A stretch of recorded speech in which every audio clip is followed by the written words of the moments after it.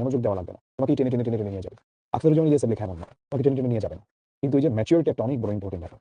দেখো তোমরা ছোটবেলায় দেখতে না যে আরে বড় আপু ভাইয়ারা ইন্টারে পড়ে, এখন তুমি কিন্তু সেই বড় আপু ভাইয়ার জায়গাতে আছো। আজ থেকে ৫-৭ বছর আগে কোনো একটা ঘটনার কথা বা কোনো একটা সিদ্ধান্তের কথা ভাবলে তুমি নিজেই অবাক হয়ে যাও। যেমন আমার অনেক শিক্ষার্থী বলে অনেক সময় যে ধরো দেখা গেছে এই বয়সে যেটা হয় যে প্রেমে পড়েছে কারো, পারেন ওই মেয়ের বাসার সামনে গিয়ে তোমার হাত পা ছড়ায় রাস্তায় বসে কান্দবে। এটাই তার ১-১.৫ বছর ২ বছর পরে মনে হয় যে কি হাস্যকর কাজ না সে করছিল। যেগুলো ভাবলে এখন হাসি পায় তার নিজের কাছে। তো আখতারুজ্জামান ইলিয়াসের লেখা পড়ার জন্য অতটুকু ম্যাচুরিটি আসতে হয়। চকলেট টাইপ লেখা না, যে পড়ে ফেললাম হয়ে গেল। সিম্পলি জাফর ইকবালের বস্তা পচা উপন্যাস, যেটা পড়তে কোনো ইফোর্ট দেওয়া লাগে না, এমনিই পড়া যায়, এরকম না। এটা পড়তে ভালো ইফোর্ট দেওয়া লাগে এবং এটা লিখেছে ওই মানে। চলো আমরা চলে যাচ্ছি আমাদের আজকের ক্লাসে। পড়াবো আমরা আজকে রেইনকোট। আমার নিজের পরিচয় কি দিব, অনেকদিন ধরেই তো ক্লাস নিচ্ছি, আমার পরিচয় দিয়ে সময় নষ্ট করবো। আখতারুজ্জামান ইলিয়াস জন্মেছিলেন ১৯৪৩ সালে, মৃত্যুবরণ করেন ১৯৯৭। কিন্তু আমার ছিলেন বাংলাদেশে গাইবান্ধাতে তার জন্ম, সেখানকার গটিয়া গ্রামে মামা বাড়িতে তার জন্ম। তার পিতৃনিবাস হচ্ছে বগুড়া শহরের উপকণ্ঠে, বগুড়া শহরের ওখানে একটা নারুলি একটা গ্রাম আছে ওখানে। যদিও আমরা আখতারুজ্জামান ইলিয়াস নামেই তাকে সবসময় চিনে থাকি, বইয়ে আমরা দেখতে পাই, কিন্তু আখতারুজ্জামান মোহাম্মদ ইলিয়াস এটা হলো গিয়ে তার সার্টিফিকেট নেম আর কি, পিতৃপ্রদত্ত নাম। আমি প্রথম আমার বিশ্ববিদ্যালয় জীবনে লাইব্রেরি থেকে বইটা নিয়েছিলাম, চিলেকোঠার সেপাই। আর আমি ভার্সিটি 4th ইয়ারে পড়েছিলাম।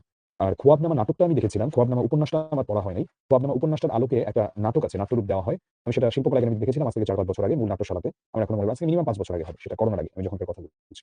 আমরা সব মানে আমার মামাতো ভাইরা গিয়েছিল, আমি গিয়েছিলাম। আমার বিশ্ববিদ্যালয় জীবনে খুব ক্লোজ একজন মানে বন্ধু বলবো, ছোট ভাই বলবো, ইরফান, সেও গিয়েছিল। তো আমার আমার মনে পড়লো ওই দিনটার কথা। এবং ওইদিন সেখানে শিল্পকলা একাডেমিতে বাংলাদেশের কিছু বিখ্যাত মানুষের সাথে দেখা হয়েছিল, যারা নাট্য জগতে খুব বিখ্যাত ব্যক্তি। প্রথমে বগুড়ায়, পরে ঢাকায় তার শিক্ষা জীবন অতিবাহিত হয়। তিনি ঢাকা ইউনিভার্সিটি থেকে তার অনার্স এবং মাস্টার্স করেন। কর্মজীবনে তিনি ছিলেন, যে বললাম, সরকারি কলেজের বাংলা টিচার। তিনি দেশের ইতিহাস, ঐতিহ্য, সংস্কৃতি, রাজনীতি, অর্থনীতি, দারিদ্র্য, শোষণ, বঞ্চনা এই বিষয়গুলোকে করেছেন সাহিত্যের অন্তর্ভুক্ত। আমরা কয়জন লেখককে পাই যে দেশের রাজনীতি নিয়ে লিখেছে, অর্থনীতি কিংবা সংস্কৃতি নিয়ে লিখেছে? পাই, আবার খুব একটা পাই না। আমাদের বাংলাদেশের লেখক যারা, তার মধ্যে যেই মানুষটার নাম আমি যতবার নিব তারপরেও সেটা যথেষ্ট হবে না, তিনি হলেন আহমদ ছফা। আহমদ ছফা, হুমায়ুন আহমেদ বলো বা যাকে বলো, হুমায়ুন আহমেদ নিজে সরাসরি তাকে গুরু মানতেন আহমদ ছফাকে। তো আমরা এখন দেখি যে সলিমুল্লাহ স্যারকে দেখি, খুব সুন্দর করে স্যার কথা বলেন, ডক্টর সলিমুল্লাহ স্যার।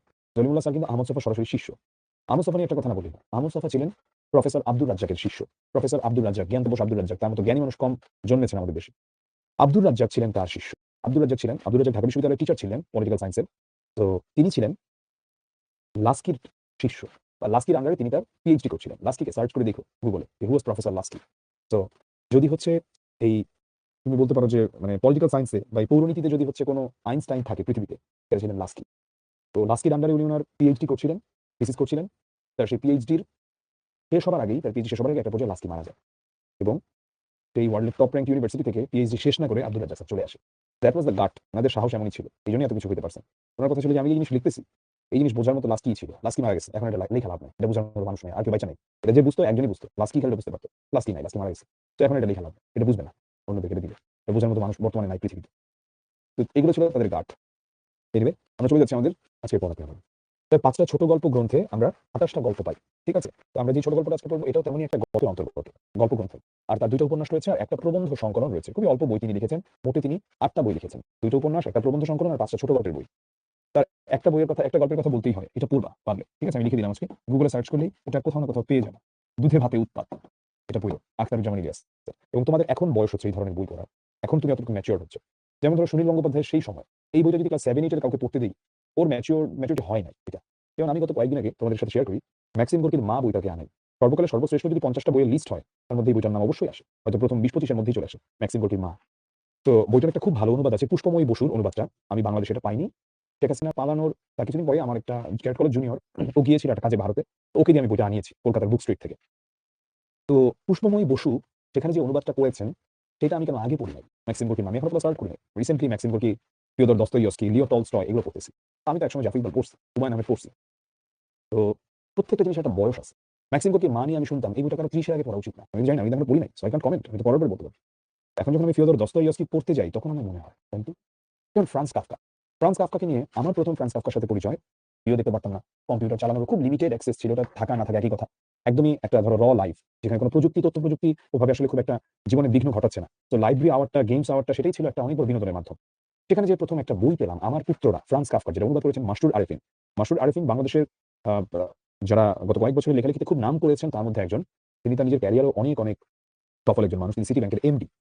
তো মাসুদ আরিফিন এই গতকালকেও প্রথম আলোতে একটা ফিচার লিখেছেন আওয়ামী লীগকে নিয়ে আর কি, মেইনলি আওয়ামী লীগের কিছুটা অর্থনৈতিক দুর্নীতি নিয়ে। এনিওয়ে, তো মাসুদ আরিফিন আমি যখন 2013-14 তার পেলাম হাতে বইটা, মাসুদ আরিফিন নিজেও ক্যারেক্ট কলেজে পড়েছিলেন, যদিও বরিশাল ক্যারেক্ট কলেজে। তো আমি ইন্টারেস্টিং লাগলো বই ক্যারেক্ট কলেজে পড়ছে। ফ্রান্স কাফকা নিয়ে তার এত কাহিনী কেন? দেখলাম উনি জার্মানিতে গেছে। ফ্রান্স কাফকা কোন বাড়িতে ছিল, কোথায় থাকতো, ওই জায়গাগুলো দেখি। উনি জাস্ট জার্মান শিখছে শুধু ফ্রান্স কাফকার বই অরিজিনাল ভাষায় পড়ার জন্য। আমি তখন বুঝি নাই এত কাহিনী কেন ফ্রান্স কাফকাকে নিয়ে।